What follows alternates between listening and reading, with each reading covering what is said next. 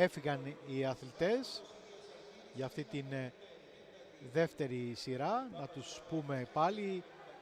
Είναι Μιχαλάκος, Παναγιωτίδης, Παπούτσογλου, Γκούλτ, ο Κύπριος, Χρυσός, Γαλάνης και Ελευσινιώτης.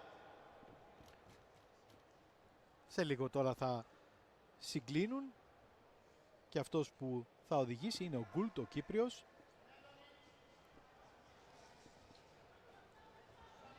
Πάει γρήγορα στα πρώτα μέτρα, έχει ανοίξει μια διαφορά από τους υπόλοιπους, τον βλέπουμε εδώ. Να τους λοιπόν ο Κύπριος αθλητής. Πιο πίσω έρχεται στη δεύτερη θέση ο Παναγιωτίδης.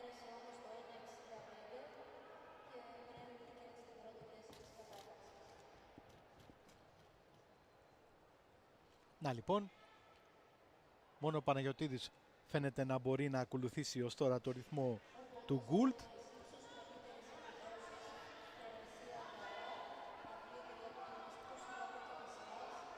Δυνατός ο Κύπριος αθλητής. Κρατάει την διαφορά που έχει από τους υπόλοιπους και κυρίως από τον Παναγιωτίδη.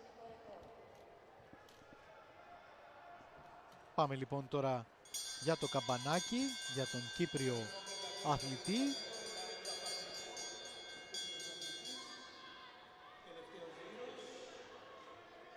Είναι 18 ετών ο Ελάιτζα Πάτρικ Γκούλτ.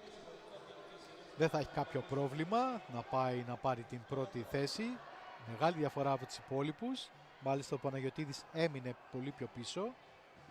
Για να δούμε λοιπόν τον Κύπριο αθλητή που πάει να πάρει την πρώτη θέση σε αυτή την δεύτερη σειρά στα 800 μέτρα. Τερματίζει με ένα 55-76.